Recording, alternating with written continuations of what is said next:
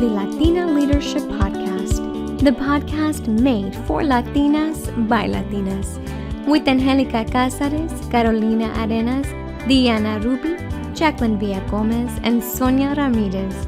Get comfortable, amiga, and enjoy the conversations.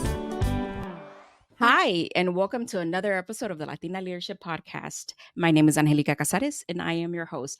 On today's episode, I am excited. I am thrilled to be having Ani Leal here on the podcast that I have been begging my group to have her on here. She is, of course, the creator, the CEO, the founder, you call it, you name it, the I Love Chamoy that's coming out directly from Texas. Every Mexican out there knows what chamoy is, and every non-Mexican also knows what chamoy is. Annie, thank you so much for taking the time to talk to me today. Thank you Gracias. so much. Thank you so much for having me. I am so excited, and that was the nicest intro I've ever heard. So thank you for that. Well, I have to confess that I'm a fan. I'm a loyal fan of your product, and every chance I get to tell somebody about chamoy, every time we're out there, we're eating watermelon because I'm one of those big ones with watermelon. I Yeah. don't eat mango, watermelon, strawberries, anything red with chamoy that's sweet. I'm in. And I've also bought a few bottles, taken them to places. And when I was started seeing your reel on that you get it tossed from when you go through the TSA, and I have given bottles to some people, and they're like, Angelica, they took my bottle, and I'm like, I don't know. That's why we're coming up with the travel version. This can't be happening. Uh, Yeah, I I I I bought a few bottles, and we live part time in Northwest Arkansas. And so I bought a few bottles and I took them all the way there for the girl that I gave the bottle to. And I was like, look here. And then I gave it to her cousin. And we sat at the table. Of course, we were working. We sat at the table and they started to, cousin started to taste it. And she was like, oh my God, this is so good. Oh my God, this is good. And then she stopped. She was like, ay, pero tiene mucha azúcar. And I was like, it doesn't. Read the bottle. I love that. I was recently telling somebody, they were like, "Oh, how to, like the kind of like the question that everybody asks is like, how did the company grow?" And without a doubt, our strongest marketing has been our customers. There is no like, and I always say it's such a smart idea to market to Latinos because somos bien chismosos, para Yeah, bien o we para are. mal. If we Yeah. like somebody, we'll tell everybody about it. And I'm like, that marketing is unmatched. And it's something that I think it's so special to Latino consumers and specifically so special to our customers. So thank you Yeah. so much because that is priceless for us, and we wouldn't be where we are if it wasn't for people like you that just like talk about our product and share it, and it just means so much. So thank you. I love the product. I love the product, and the fact that I can say this. I mean, my mom's diabetic also, and the fact that I can share this product with her without her worrying if her sugar is going to go up or down, or it's going to if it's going to upset her stomach or what it might potentially do to her. And the fact that I can share this with her is phenomenal. Like, and then and pobrecitos, the ones that have to tell us las frutas that Mhm. we're like, no, we can do it at home. No, we can't do it at home. I feel bad. I feel bad. You know what I mean? Because one of the reasons that we go to them is that they have that. So, I mean, we still get the elote, Oh, because we like the other kind of like a salsa for that one. But this, I love chamoy. It's an incredible product. Let's get into it a little bit because I can go on and on about like how, why, when, how many bottles I bought. I mean, I'm up about 20 that I've given out and bought well, for myself. at this point, we should give you wholesale pricing. I mean, you got it, girl. Probably. We can go through quite a few at a large period of time. Even my son, he was like, Mom, he was like, this is really good. I was like, Oh, I that's know, awesome. kid. I know. Este, so let's get a little bit into Ani, who you are and what you do and how did you get here? So really quickly, if not really quickly, please take your time. Tell us how did you get here? Because from my informants is you weren't born here. You were born in Mexico. So tell us about that not just a transition. How did that come about and how did you end up there? For sure. So, I was born and raised in Mexico. My family was born and raised in Mexico. Their parents were born and raised in Mexico. I mean, that was um, where we were meant to be born and raised. I went to college in Mexico as well. I stayed up all the way to college, and then towards my last year of university, we kind of dealt with a family emergency. Mm. inseguridad in Mexico. It was a Hmm. little, it was not super safe for us to be there. Things were going on. So my dad wasn't even in town, and he just was like, "Yo, pick up, 5 shirts, your computer, and head over to McAllen, Texas." So it was a very tumultuous way that we left. It wasn't supposed to be permanent. Hmm. Um, and then it ended up being that Hmm. my sister was graduating high school, so she was able to start university in McAllen. And for me, it was like, well, I guess I finished remotely because it was a kind of like a one-off occasion. So the school allowed me to finish remotely. And then we started to rebuild in the US. Hmm. That was, that was, it was the first time that I saw my parents struggle to adapt. Hmm. And I saw my parents for the first time in a more vulnerable position that I have ever seen them. So where my sister and I found a lot of opportunity, we were excited. We were like, "Oh my god, like we can be anything, and we can, new people and new friends." I think my parents really struggled. So it allowed my sister and I to kind of step up. And it was the first time that, the role started to reverse, as it happens in so many Hispanic households. Um, and when I moved, I discovered a lot of my Latino identity online. So I was missing things from home. I was like, Hmm. it was an interesting mix because I had the pop culture from Mexico, but the pop culture for the US. And, I liked eating the food that I ate in Mexico, but I also like eating the food that's here. And like, so I found a lot of community on social media, Hmm. on Latino memes, on, videos, on different content creators that were speaking to my identity. And being first generation or immigrant or second generation. So I think that sparked my love for the internet and like my Hmm. obsession with making content and just liking the fact that we can create community for free basically online. Um, so that kind of cemented my first years in the US. Hmm. And my first job ever in the US was I was a professional meme maker. So I would make 40 to 60 memes a day. That was literally my job. And funny enough, Oh, that fun. it was so fun. It was so I want to retire so I could go back and do that job. Like I would do it for free. But a lot of it applies to now. I love Chamoy and Hmm. what we do there with social media. You have a very interesting concept and approach to social, and I truly I love it. And um, I like the play you give on like how you can just relate it to things in every aspect of it. And I'm like, actually, yeah, that makes sense. It's hilarious. It's funny. I love what you do online. So you left Mexico. You get here. It was difficult for your parents. How did you guys? Was it? Did y'all become closer as y'all got here, or was it just something separation just happened? I'll be honest with you, separation did happen at the beginning. I think that my sister was like, she was able to go to school and like make friends that way. I was struggling to find my community, knowing that I immediately had to go into like the workforce. My parents were figuring out where they landed in Texas, where where their new friends were going to be. I think my mom had a really hard time because she doesn't speak English. Mhm. So,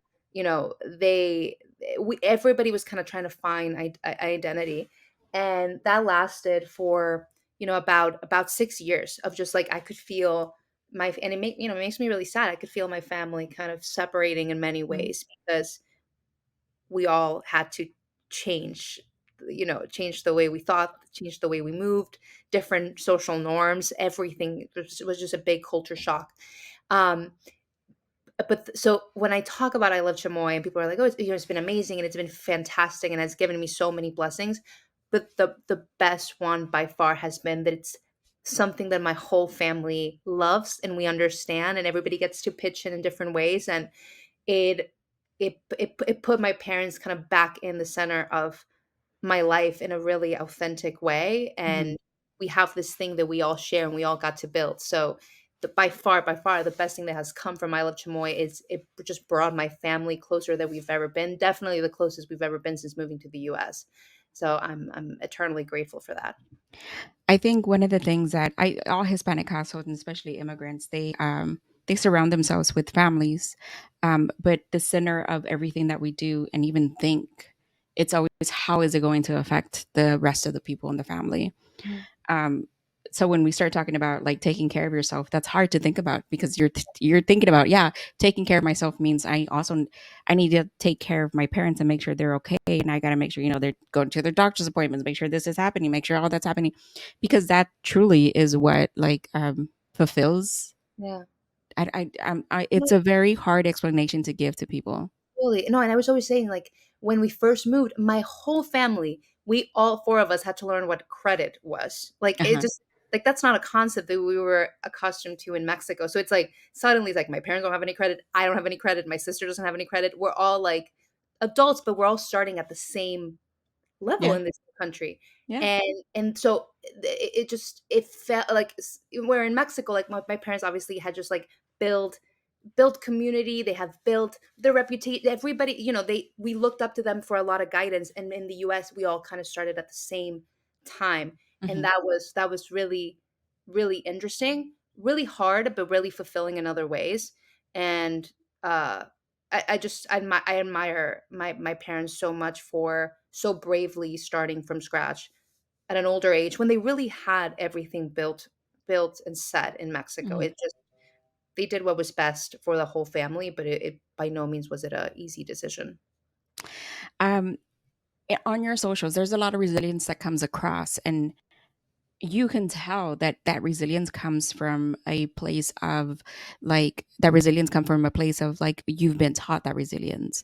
And so when I see your dad like in your post and he's just so excited, he looks like a kid, but I know it's him. I know it's him and your mom who have taken you to a place that I tell my mom says it too. Bueno, órale, you gotta figure it out. Te tienes que mover. You gotta do it. You gotta do it. You gotta do it. You gotta go. You gotta go.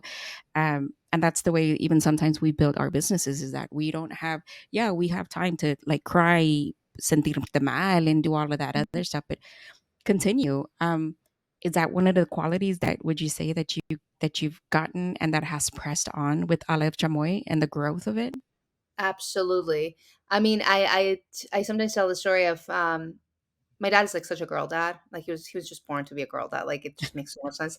And when we were little, when I was probably like 12 years old, my sister was 9, my dad would cut the clippings from news stories from the newspaper where they were featuring like a female CEO, a Latina CEO, a Uh-huh. business leader, any like incredible woman that he thought we should know their story, he would bring it to us. Like I remember the first time that PepsiCo elected a female CEO. I was like 9, but I remember it because my dad made it a big deal. My dad was like, "You should know this."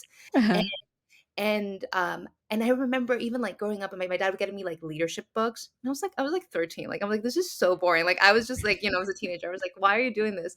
And I've about 100% have come back and like thanked him for that, because I embarked this journey of I Live Chamoy, of course there were moments of doubts, but I think most of them were quieted down because of the things that my dad planted really, really early, not knowing what path we were going to take. He was just like, if you want to do it and you work hard, it will get done.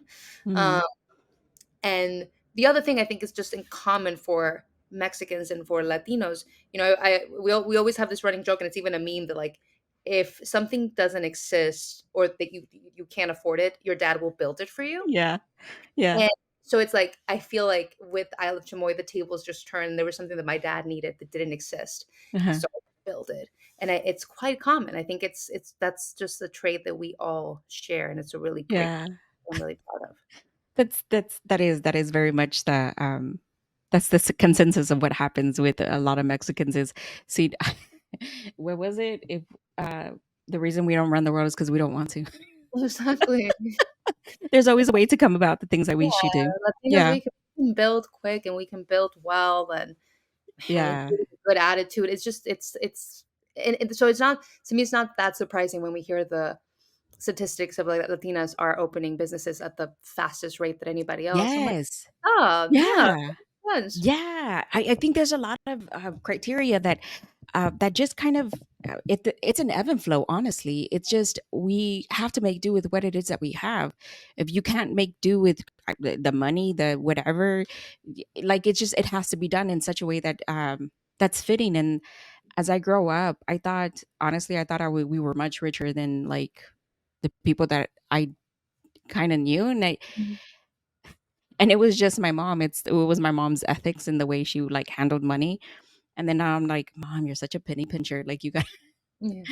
suelta el dinero un poquito. Dale. um, but as you were mentioning that, I was thinking to myself, your dad must be very, very excited about, without getting into politics, about the two ladies running for president in Mexico right now. And you think to yourself, what? Yeah. What? Are we really at that place where it's going to happen for us? It's insane. That's amazing. No, yeah, my dad, it like, yeah, and growing up in Mexico where like that just, honestly wasn't common. No. Um, my dad never bat an eyelash at any of the dreams that we had ever. Like, Well, that's and amazing to hear that you had such a support system from your family and your dad, especially. Bueno, let's get into I Love Chamoy. yes. So I know the story, and I only know it to a very certain degree when it is what you share. Did your dad really miss eating chamoy and he couldn't have it anymore? And you're like, Dad, okay, let's wait. How did that concept come about? Were you sitting around one day, you woke up, you were asleep, you dreamt it? Yeah. How did it happen? So my dad got diagnosed with diabetes soon after we moved to the US. So he had been diagnosed for a while, and he made extreme life change, life. Lifestyle changes. Thank you so much. The English source circled. He made lifestyle changes like really, really quickly, and because his mother passed away from complications from diabetes. My Oh, abuelita. So this okay. was something that we knew, and we were all kind of like scared. But my dad was so disciplined that I never like you know thought twice about it. Like I just knew he ate something different, and like it was a theme that if you went to the grocery store and you found like a sugar free pie, like those little pies they sell at Walmart, you would bring it for my dad. Like it's just like anytime mi mamá me mandaba, she would send me to the grocery store with like a list, and it was always like galletas sugar free para papi. Like always like so I knew that he was like always gravitating to his sugar free treats. And in their kitchen, he had a cabinet that was just like all the things that are like my dad's. Like it's like you can grab stuff, but that's like so my dad has like a place where he can get all his like sugar free treats. And one day I was craving something sweet. There wasn't anything like, sugary, so I go to my dad's cabinet and I see sugar-free chocolates, sugar-free peanut butter cups, like the, Reese's, sugar-free lollipops, cookies. I mean, every sweet treat had a sugar-free version that my dad had in this cabinet. Yeah. Like, it didn't see any Mexican candy. None. Hmm. And I tell you, like, we grew up in Mexico loving Mexican candy. I saw my dad eating chamoy my entire life. I thought it was really strange that he didn't have any. So I asked him why, because it was just a theme. It was like these are all American candies, very clearly. And he was just like, I can't find it. Like very like I haven't seen it. And I Hmm. thought it was really weird. I went to my computer and I was like, oh, I'll just help you find it. Like I'll Google it, I'll order it. I didn't find anything that was what we were looking for, and by that morning, I had decided to try to figure out how to make it. So it was a quick decision that thankfully stayed, but that's how it came to be. Are you a chemist? Like how did you configure any of this? No, and I can barely cook, to be quite honest. So I knew that I knew that I could find a community of people similar to my dad that needed this product. So from a marketing standpoint, I Mm, did feel secure. I was like, this makes sense. And I was also in my mind, I was like, I think Mexican candy is going to be the next big thing. I think it's mhm, mainstream. I think just every day more and more people are falling in love with our food, like with our culture. We're in music, we're in fashion, we're in food, like, and I saw the trend with TikTok too, that it was like for the first time we have people from all cultural backgrounds jumping on a cultural trend because yeah, they want to try the food. I mean, it's like we're living in really interesting times. But I didn't have any idea of how to do the formula, no idea. So most of my investment went into hiring a food scientist and a recipe developer. And okay, that was the biggest, by far the biggest investment. You mhm, know, felt terrifying because it was way more money than I had ever spent on anything, but it made so much sense. It was such a great idea because she was able to take me through the whole process of getting lab tests, testing different ingredients, testing shelf life, how to make sure that we found a co-packer that was certified, things that I would have never known where to mhm. begin. And the whole process took about 6 months, which was way more than I anticipated and way more expensive than I anticipated, but she did a great job. So she was Oh the one that my goodness. I have to say that it just tasting it, I don't taste the difference between other chamoys, and honestly, I prefer this one. a Right. lot of the times. Um, it you can tell the quality of what's in the bottle, which is why we run out quick. But And we went through 44 different a minimum of 44 different formulas. It was gastritis central. We were trying so many things. So I'm happy we landed on one that works, but it took a who were while. your taste testers? Was it just your dad and you, or was it other people? My dad, me, my friends, I remember I had a birthday trip and I made everybody try it and they didn't like it. I think they pretended to like it. It was like it was formula number 23 or something. And they were supportive. I'm like, "They're not telling me the truth." And then the most deciding factor was my sister because Mhm. around month 3, I had gotten exhausted that it was taking too long. It was getting really expensive. So I told my sister, I was like, "Oh, we picked the formula, try it." She tries it and she's like, "You're not even close." And I knew we weren't close, you know? So I went back. It took 3 more months and then finally so the Mm. trick here is, like, have a very brutally honest younger sister, and she's gonna make things better. She's like, "Yeah, if you keep investing like this, you're gonna lose, and No, this isn't yeah, gonna. It's a everybody great loves. idea. Somebody else is gonna take it. You better do it right, Yeah, and it's done right. absolutely, It's absolutely. done right. You did it right. You got it right. I don't know who you hired, but after this, I have to know because that stuff, your scientist, whoever it is, your taste. I don't know what like taste testers. I don't even know what goes into. I wouldn't have the slightest idea like what bottling or what isn't. And when you started sharing, it looks like a shampoo. I was like, yeah, it actually does look Yeah. like a shampoo bottle. And you're like this, and I was like, no, it looks like ketchup. Like I Mhm. want to put. It's so easy to grab a bottle like that and to think it's food. It has to be food in there. Yeah, I've seen like dry shampoos in that bottle, and I'm like, I try them, and I'm like, what is with the spout? This yeah, is useless to me. And so now I have like things that they look cute, right? We fall for the cute. Um, Sometimes we buy because we like the product and the way mhm, it's presented, and then it's not even the product that we need inside. I get absolutely. it. I get it. But if you put it like in a little spray bottle, even better because I can spray it all over stuff, and I can have an even distribution to like I everything that love I that. need. I and love that. I love these ideas. Oh, man. We can play with bottles now. Now we're more equipped. I am excited for you new flavors. I am excited that pickle one. Oh, My I have mouth them is right here. watering. Jesus. Let me see if it's the pick oh, this one? The pickle one. Yes, Yeah. yes. Is it on the website that people can buy, or Not you're now you yet. haven't? Not yet, but it's gonna be up the first week of October or maybe even sooner. Oh my Yeah. god. But That have we're you tasted that? really. Yes, it's good. The pickle Have you one, the it's delicious. chamoy with the pickle just like regular, like in like the streets? Yeah.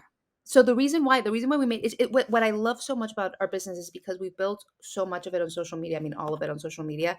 We're able to get really quick feedback from our audience. So when we saw, I remember when I first released the chamoy, I saw so many people trying it on pickles, which wasn't actually something I did because that's more U.S. Mexican. You know what I mean? Yeah. That's Yeah. Mexican American. So I was like, oh, people are like eating chamoy with pickles, and it's delicious. But I didn't know it had such a phenomenon. So then we went to the lab and developed a chamoy pickle. That it's delicious. It's At the yeah. end, it hits you with the pickle. So if you're a person who likes pickles, this is right up your alley. I think it's less about the pickle and more about that sour taste that comes with the pickle Mhm. because pickles isn't something you eat in Mexico too much Yeah, at no, all, at all. But my mouth is watering because I'm thinking about it. You have to at some point there was this thing that we used to do with Kool-Aid mhm, and pickles.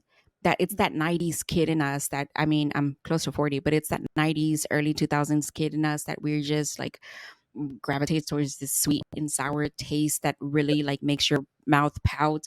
And a lot of the Mexican candy does that without having to like enforce a pickle to do it. But it's an amazing, amazing product. So you're down this rabbit hole, and you know it's there's a tide turning within like the social, not even off of social media, within like the social realms of everyday life. You have this product. How did you go from having the product to getting it into stores? Getting it, what is it, first launched online, or were you going to like markets the way everybody else does? How did you do this? Because now my assumption is you don't have to leave your house anymore because you have such a great presence and you have captivating audience and loyal yeah, customers. yeah. No, so for me, I knew that I wanted e-commerce, direct to consumer, to be the meat of my business. I've always loved the internet, and I love the fact that you can post a video and like 1,000 people see it, and that's way more people than I would talk to if I was at a farmer's market, for example. Mhm. So I was like, if it's just me, and I was working a day job all the way up to October of last year. So I was doing both things. It was a big busy job. So I was like, I have to do everything online, and I have to like utilize these platforms that are free because it's like all my money went into developing a formula. So I opened up a Shopify account. I opened up my website. So all of the money went into developing the formula and on the website. And that was the majority of my business, I think, for sure for the first year. Mhm. And then we entered the contest, Quest for Texas Best. It's an HEB contest. It's the biggest grocery retailer in Texas because their product is made in Texas. And we were selected as the grand prize winner, and that opened the door for us to be in like 250 of their grocery stores. Then fast forward quicker, they've kept ordering. They're going to have the mango on the shelves really soon. Home goods came. Home goods knocked on our door, so we launched in some home goods stores. And yeah, that's kind of how it's been. We're going to be launching in a few cities on DoorDash Uh-huh. on a Dash Mart. But honestly, all of these insane opportunities and beautiful opportunities came from social media. Like it just I just put all of my bets on that. On Mhm. just like, let's just document this story. Why not?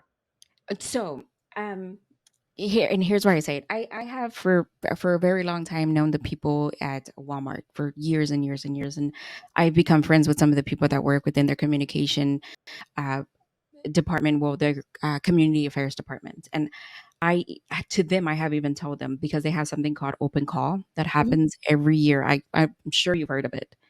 Sure, you've heard of it. I hope you applied. Yes, I will. I will. So Prompt. I think they closed it because they only open it for a certain time and they Mhm. close it. But it's called open call. And I told them about you, and I told them I was like, "Hey, just reach out to her. Like I'm sure she has exactly what you're looking for. She can manufacture enough bottles to get to every store that you're whatever your Hispanic like whatever Hispanic region it is that you're like tapping into. Get these bottles to Minnesota for Jesus Christ. Get it to the people that need it and where they're at. And Walmart can do that for you because it has an amazing logistics team behind it. They have an amazing team that does everything. Their forecasting is an amazing group, right? Their merchandise work. I mean, again, I can go on and on about Walmart and what Walmart can actually do for like a small business. And I know I get it. Some people have their reservations. I get that.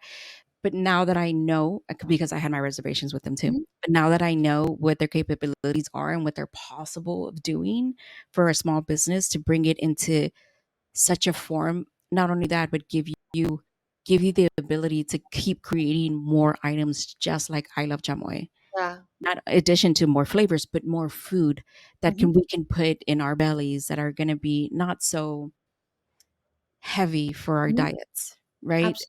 Living a much healthier life, which is actually one of their pillars. Anyway, I can Yeah. go on and on about this, but they do have open call when it's Mhm. open, when it's there. Just I'm gonna send it directly to you. I hope you don't Please, mind. please. No, no, no, please, please. We're a tiny team. So like there's times when I tell you I think I Love Chamoy has grown faster than I ever anticipated. So it's like most of the times I'm just trying to catch up to the business itself. And I'm at a crossroads now where it's like, okay, I think we need to expand, and so I'm like Yeah. so I'm sure I'll share my journey with delegating and these new, that's a different chapter of a business. Um, but I so appreciate Mhm. that.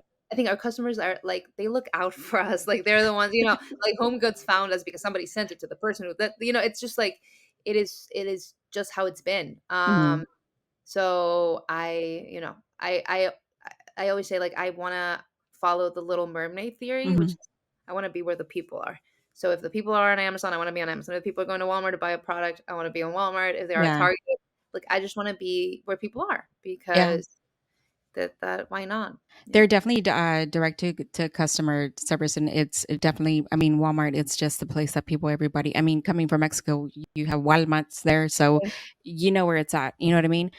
It's your product can go international when you group with them. So Mhm. I just an insight.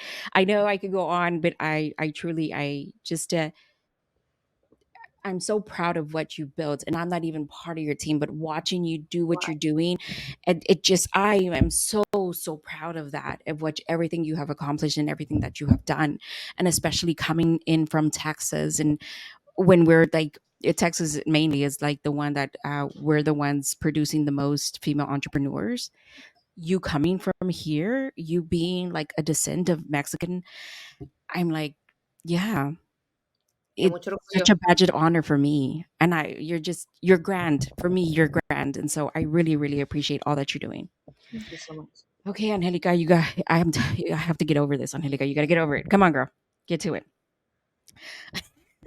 So, when we're talking about the cleanness of it, you got a lot of, and you mentioned this before, that you got a lot of pushback on like the red dye, Mhm. the sugar free, the taste, all of that. How do you deal with anything negative that comes? Because it doesn't look like it affects you whatsoever. No. It doesn't anymore. I mean, I won't lie to you, like, if you really scroll down to, like, my first videos ever, I don't show my face. I was really shy on camera. I was really, I used to use my hands a lot, like, Mhm. just move my hands and, like, record that. Um, and honestly, it was just, like, it was very clear that the more that I authentically shared my story and shared my face and, like, this is who I am, that the more people connected with my product and my story or wanted to know more. You never forget your first rude, mean comment. You never forget, I got in crazy stuff posted. The first ones, I remember I was like, "Oh my God," like, and then I would be like, "Oh my God, I can only make a video if I have like a full face of makeup, and I can only make a video if." Now it's just like I genuinely love posting. Like, a lot of people are like, "Oh, I just hate social media," and I just like, "I know we have to do it," and I'm like, "No, you don't get like it is such a privilege to be able to talk to your customers." Like, there's days where we Mm. get videos with 100,000 views, 1,000,000 views, 10,000,000 views. I'm like, there's no way that I would have ever had the chance to speak to that many people about my business. There's no way that many people would have stopped to hear me. So it's an absolute honor and privilege. And of course, there's people that are not going to agree. There's people that are never going to buy the product, that are going to troll, that are going to make comments. It's They're still helping amplify my business. So and on the street, if I talk to somebody and they were like, "Oh, I just don't like chamoy," like that's fine. You know what I mean? That's okay. Like, I wouldn't get like mad about that. So it doesn't. I think that, like, seeing it that way Mhm. allows me to have more appreciation for social media than like a difficult relationship with it. Like, Mm. it's That's a really great way to think about it. It's such an honor to sit there and talk directly to your customer, right? You don't have to wait for the newspaper to print and they write the story, but it's you. It's your words. It's in And your yeah. anytime somebody stops to listen, it's just like, even if they scroll, even if they never buy, it's like, thank you for stopping and watching my video. I'm a complete stranger. And like, Mhm.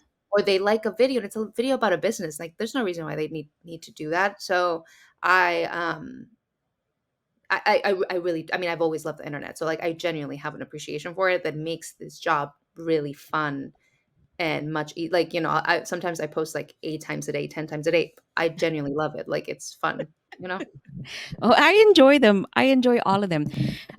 Annie, I have to. I if I could, I would hold on to you for as long as possible. But you're a busy woman. You're running an amazing company, and I shouldn't be getting in the way. But before I go, I want to ask you what is next, either for you as just Annie Leal, or no. You know what? I have two questions because I did Love think that. about this. Has anybody came and offered you to buy this from you? They have come to offer Many people have come to offer investment, and we've said no. Okay. Yeah. People have been trying to buy a part of the company, but we've said no. Until the time is right. Maybe one day it will be right, Yeah. for us to be able to have more capital to grow and expand. Hmm. Uh, but we've been very lucky that because this business was built on social media, this is a tip for anybody who's starting a business. Building an e-commerce business allows you to have cash flow, which is Hmm. a little bit harder if you start with retail first. So that has been a huge blessing for us, and that has made it sure that, like, we, you know, I want this company to reach the stars. Like, I have the big dreams for it. I don't want to be a bottleneck for it either. But I also want to make sure that, like, the values that we're building right now, we just turned 2 years old as a company. The values that we're building are strongly cemented before we Hmm. bring anybody else, because that's Hmm. when things can change. So it's really, really important for me that people that, that I know the values of my company very well. Mhm. And it's still being formed. It's still getting a personality. So I'm very Mm. Well, I think again, it's an amazing product that you have, and absolutely, I think exactly what it is that you're doing sounds it's working. It's working in all aspects of it. But I was like, when you see, and it's such a hard decision for business owners to have to make when they come to that place to they want to grow quickly, and then you get really amazing offers, and then you're like, but then it takes the creativeness away from it, and you have to open up your entire like books. You have to open up so much to people who are investing to you that it becomes complicated. And having being such a small business first, right, that creative yeah. that spark For me, sometimes loses. no, and I remember the first approach we got for investment. I had to have a conversation with myself where I was like, is this decision coming from, you know, we really need this partner. We think we can build something incredible with them. Or is it coming from an ego place where I just want to say I raised da da da da da money for my company? Because that sounds pretty. And I realized in that moment, this was maybe like a year ago. In that moment, it was coming entirely from an ego place. So it's like this is not a good decision for my business. This might be a good decision for Annie, but not for I Love Chamoy. So Mm. had to walk away. But I do think the time will be right and the opportunity will be right one day. Um, just I want to make sure that it's you know my decision is coming from a pure place and from a smart place. I'm excited for the small bottles, and I'm ready when you sell the big tubs. So like that, when I go to like get my fruta, that they have also the sugar free chamoy. So you know how they sell the chamoy in such large quantities, Yeah. but bottle the big buckets and just absolutely. And then I'll stop buying, and I have to stop because here I live in Houston. They run out these bottles faster than I can get them my hands on. We'll I hook have you up. to. We'll hook you up with all the flavors. By the way, with all the No, flavors. I need to start buying online. So if I can have order to like direct, you know how Amazon has that button that when you run out, it just like automatically Yeah. like yeah, You yeah, can that's just say probably that. me. Yeah. Um so yeah, so my last question, what is next for Annie Leal, or what is next for I Love Chamoy? What, and this is a large question because anything can happen. What does it look like either in the near future or the past future? Because I'm sure you're thinking about what you want to do, where you want to go, and where I Love Chamoy would sit. Yeah. So that they have two different answers. For I Love Chamoy, right now we're really focusing on expanding our SKUs. So we have new flavors coming out. We have new products. We needed to figure out just, shipping before we included new products because we were shipping from my house, right? So it was like somebody would order 2 bottles of chamoy and like another product, and it was like every order was very different, and it took forever to ship. We now moved our fulfillment to a shipping facility so we can expand on SKUs quickly. We can test quickly. We can test flavors.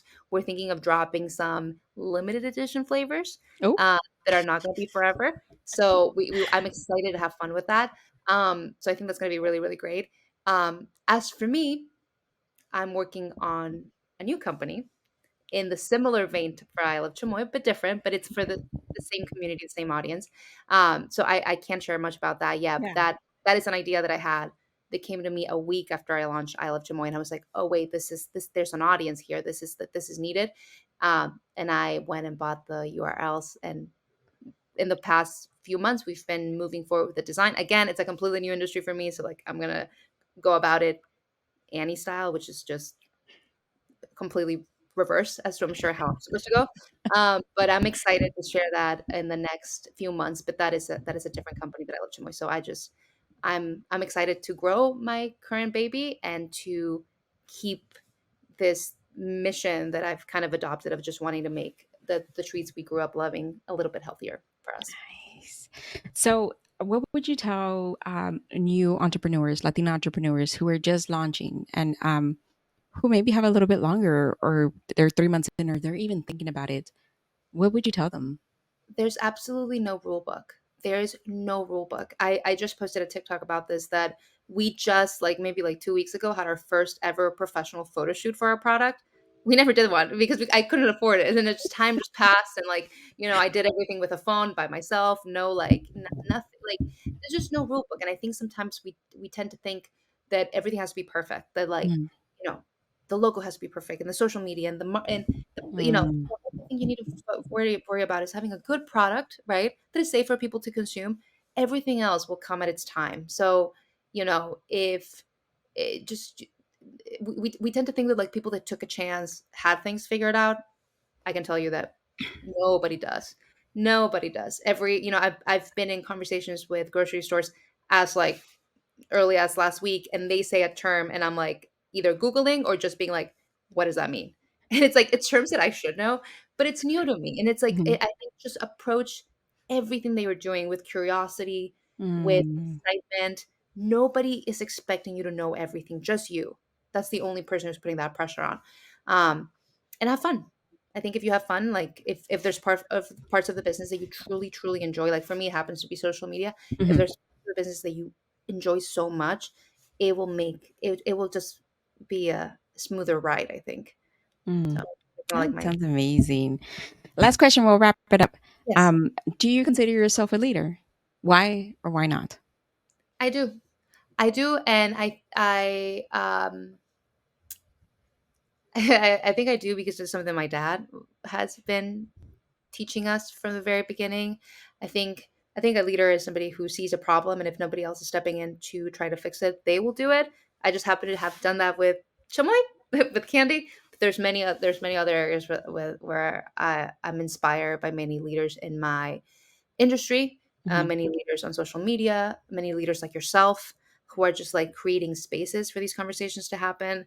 I think it's just anybody who takes a chance at something that hasn't been done before, um, to better not just themselves but the people around them. I think that's leadership, and yeah, That's kind an of how amazing answer. Thank you. I appreciate that. Bueno, Annie, thank you so, so much for being on the podcast today. Saludos a tu papá y tu familia. What did you think of the conversation? If you enjoyed what you heard, let us know in the comments. And please don't forget to like, subscribe, and share with your friends. Thank you for listening to the Latina Leadership Podcast, and we will see you next time.